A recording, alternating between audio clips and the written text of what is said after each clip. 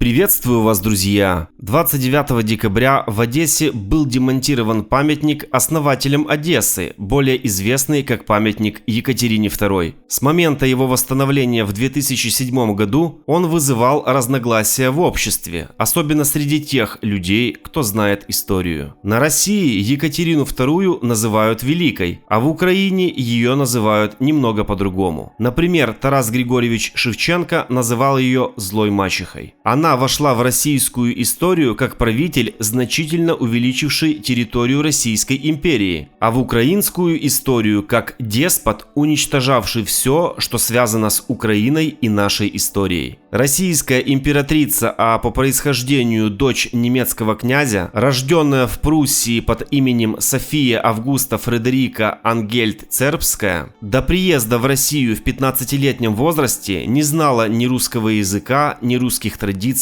ни истории. Через год она получила православное имя Екатерина. В 16-летнем возрасте Екатерина вышла замуж за 17-летнего сына императрицы Елизаветы Петровны Петра Федоровича, который являлся ее троюродным братом и внуком Петра I. Через 9 лет у них родился сын Павел. Семейная жизнь у Екатерины и Петра не складывалась, и супруги друг другу изменяли. Екатерина имела множество любовников, и впоследствии она родила внебрачную дочь Анну и сына Алексея. Только по подтвержденным данным у нее было 23 любовника. При этом в 60-летнем возрасте у нее был 20-летний любовник Платон Зубов, ставший потом генералом. Екатерина была очень расточительной, и ей постоянно не хватало денег, которые на нее выделялись из казны. Чтобы решить этот вопрос, она продавала конфиденциальную информацию, относящуюся к государственной тайне, английскому послу Чарльзу Ханбери, за что получала большие суммы наличных денег. Историки характеризуют Екатерину как лицемерную, хитрую и жестокую правительницу. После смерти Елизаветы Петровны и прихода к власти своего мужа Петра III, через полгода его правления Екатерина организовала дворцовый переворот, свергла своего мужа и заточила его в темницу, где при загадочных обстоятельствах он вскоре умер.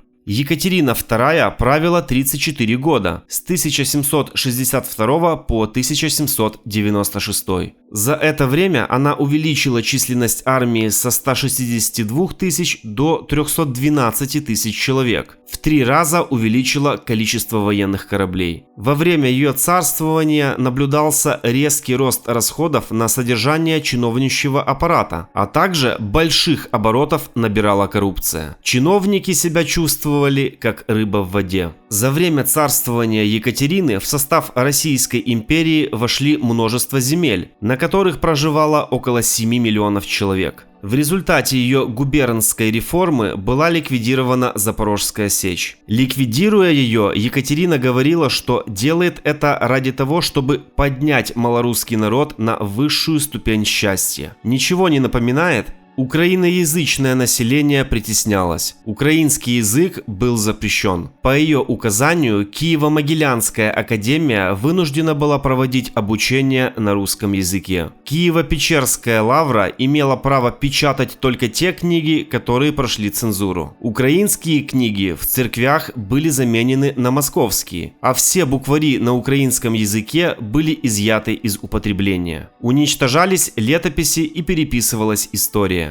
Именно Екатерина II в 1783 году ввела в Украине крепостное право. 300 тысяч украинцев стали крепостными, которые продавались как товар на базарах и по объявлению. Их можно было подарить или проиграть в карты. Стоимость одного крепостного оценивалась примерно в стоимость 2 гусей. Положение крестьян ухудшилось и на России. Их фактически превратили в рабов без прав и свобод. Результатом такого отношения стали стычки и восстания крестьян, самое яркое из которых – восстание Пугачева. Вернемся к памятнику Екатерине II в Одессе. Впервые этот памятник был установлен в 1900 году. Однако после февральской революции 1917 года он был закрыт полотном, а в 1920 году большевики демонтировали его как символ царизма, и он был помещен в краеведческий музей. И тут возникает вопрос, как современное руководство России умудряется превозносить Советский Союз, мечтать о его воссоздании. Все это временно.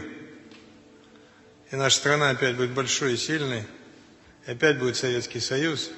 С одновременным возвеличиванием царской России, когда эти два понятия противоположны друг другу. Разве Советский Союз не появился в результате свержения и уничтожения царизма на России, что, естественно, само понятие царизма должно искоренять? Получаются двойные стандарты, искажение истории с целью одурачивания людей. В 1965 году на месте памятника Екатерине к 60-летию восстания на броненосце Потемкин был установлен памятник восставшим матросам, или, как называли его одесситы, «Утюг». В 2007 году под российским влиянием было принято решение о переносе памятника восставшим матросам и восстановления памятника Екатерине. Церемония его открытия состоялась 27 октября 2007 года. В июле 2022 года в связи с полномасштабным вторжением России в Украину был поднят вопрос о сносе памятника Екатерине II как символа империализма, русизма и издевательства над Украиной и нашей историей. Нахождение в Одессе памятника российской правительнице, которая вела развратный образ жизни, приветствовала коррупцию, кумовство, издевалась над простыми крестьянами и вела антиукраинскую политику, это неуважение к людям, знающим историю. Она не является личностью, с которой стоит брать пример. Поэтому демонтаж этого памятника полностью обоснован.